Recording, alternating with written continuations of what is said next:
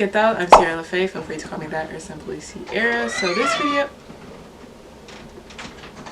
this video was inspired by a comment that I got from one of my favorite subscribers. So this video is going to be about how I completely ruined my hair with heat training and then how I ended up fixing my hair with heat training. It's a very interesting dynamic there, but yeah, I'm just going to kind of tell you guys my little steps that I went through in order to get my hair back to how you've been seeing it recently.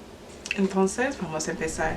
I do have a video about the most common questions I get with my heat trained hair, so feel free to watch that video if you are new to heat training hair and you want to learn a lot more about it. But growing up, my mom made sure our hair was taken care of so well, like we got it professionally done every 2 weeks, so we had really long hair. And because I had such flourishing, really nice hair pretty much my whole life, I guess I just assumed that I had really good genes, not taking into account that it was because my mom made sure that our hair was being taken care of. So when I got to high school, I just assumed that my hair was invincible, that I could do anything to it, and you know, nothing wrong could go with it because my hair was just, it was just so beautiful. So my sophomore year, I started washing my hair once a week. Washing my hair once a week wasn't the issue. The issue was I was straightening my hair every single day. Literally every single day I was putting a flat iron to it to help make sure that it was as sleek and straight as possible and shiny. When I washed my hair every week, I would sometimes not even condition it. I would just wash it and then go ahead and start straightening it. And then if I did condition it, it would just be I put the conditioner on there for like a couple minutes and I would just rinse it out. I'd never deep condition my hair, and I never used a heat protectant whenever I was straightening it. And then also when I was putting the flat iron to my head, I would always keep it on a super high setting. Throughout that year, my hair was getting short slowly, but I didn't really notice it because I saw my hair every day. But I remember I would get comments in high school like, "Hey Sierra, did you cut your hair?" And I'd be like, "No." And I just thought people were hating, but my hair was actually getting shorter. I just didn't see it. But it was like one day I woke up and my hair had went from bra strap length to up here, like right above my shoulder, and it caught me completely by surprise. I didn't know what was going on. I didn't know how my hair was falling out or why my hair was falling out, so I was kind of freaking out. So I was like, okay, I need to figure out how to grow my hair. And I was already watching YouTube for like fashion videos and stuff, but I had discovered the hair community kind of right when it really started to blow up on YouTube. So honestly, I was just watching those videos non-stop, day and night. I am such a researcher by nature, so whenever I want to learn how to do something, I put myself full into it for as long as I can. The hair community I was doing on YouTube was basically focused on natural hair, which I have natural hair, but it's heat trained. So I was trying to take advice from girls who have 4B, 4C hair and how they care for their hair and trying to apply those methods to my hair. So what I started doing was wearing my hair in rod sets, and I would use the Shea Moisture when it also had first came out too. And in retrospect, the products were actually too heavy for my hair, but I just kept using it because I'm like, oh, these are what the girls on YouTube were using. So after 3 months of wearing my hair just completely in rods, every single week I would give myself a fresh rod set. Thought that my hair was growing, doing something. I went to like a newer beautician that we had, and he was like, "Girl, what is you doing with your hair? It is super duper broken off. I'm gonna have to cut this." And my heart just sank because I was like, literally for 3 months I was doing all that I could to try to make my hair grow, and you're telling me I've damaged it even more. So he ended up cutting a little bit off. And a little later I ended up having a photo shoot, and the lady who did my hair, she went crazy with the scissors, and my hair came up like to the bottom of my neck. I cried so hard. She told me like my hair was really damaged and it just needed to be cut off. And she asked me like, could she trim my hair? And I was like, okay, yeah. And it wasn't a trim, it was a whole cut. It was like a whole cut because when my beautician initially did it, the rest of it was like a little past my shoulder. He pretty much got it like, he probably trimmed off a ½ inch at most. Like this lady cut my hair.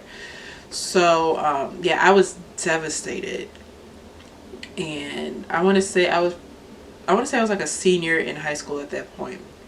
So I went back to the YouTube, tried to figure out, okay, how do I grow my hair from here? I ended up stumbling across a YouTuber named My Beauty Mark who had heat trained hair, and I realized that my hair had been heat trained all my life. I never knew that I had heat trained hair. I just knew that I got it straightened like every 2 weeks pretty much all my life. So when I realized that this girl had similar hair texture or similar styling methods and just the way she took care of her hair to how my beautician used to take care of it, I realized, okay, maybe I should try to follow some of her steps to see if I get a little help. And I started following some of her tips, and then I ended up coming across sew-ins, and I was like, I kind of want to try sew-in because it seems like it's pretty easy, and whenever I saw girls with sew-ins, their hair always looked really good. So I tried a sew-in for the first time, and it changed my life. It really did. And I want to say I kept the first one in for 2 months, and when I took it out, I actually noticed a significant difference in my hair length.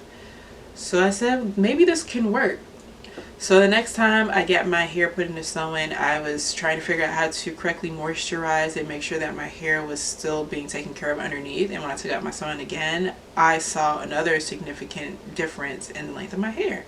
So I said, okay, I think this is what I'm going to kind of start to do to help my hair grow back. Whenever I would go from sew-in to sew-in, I did give my hair a break for a couple weeks, and I would actually straighten my hair during those breaks because I still wanted to make sure that I could easily detangle my hair without having 2 different distinct curl patterns that causes a lot more tangling when you are trying to comb through it. I want to say I went through that for like a year or 2, and the longer my hair got, the lesser I started wearing sew-ins and just trying to figure out how to really maintain my natural hair. And basically everything I learned from that point that I feel like has really helped my hair grow, I've already shared with you guys when it comes to the moisturizer I used, how I actually heat train my hair. And if you guys have seen my hair goals video for this year, you would know that I'm actually trying to grow my hair even more so.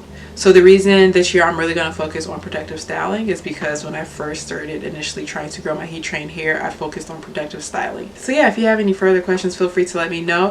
What I want to help promote with heat trained hair at the end of the day is that it can still grow and you don't have to be afraid of heat. But continuing to heat train my hair is a choice that I personally made for my lifestyle and making my hair easier to manage. You're gonna hear a lot of cons about it, which I have another video about the pros and cons of heat train hair. But there's also a lot of pros, and I just want to be that advocate who encourages someone that, you know, your hair isn't everything, and if it's something that you can do where you can still maintain hair growth and even somewhat the health of your hair, and you just find it to be easier to fit your lifestyle, go ahead and try it. You may be surprised how much it actually impacts your day-to-day life just by having the ease of maintaining your hair in a straightened state. Again, if you have any questions, feel free to link them down below, and until the next video, assalamu alaikum. I want to thank me for doing all this hard work.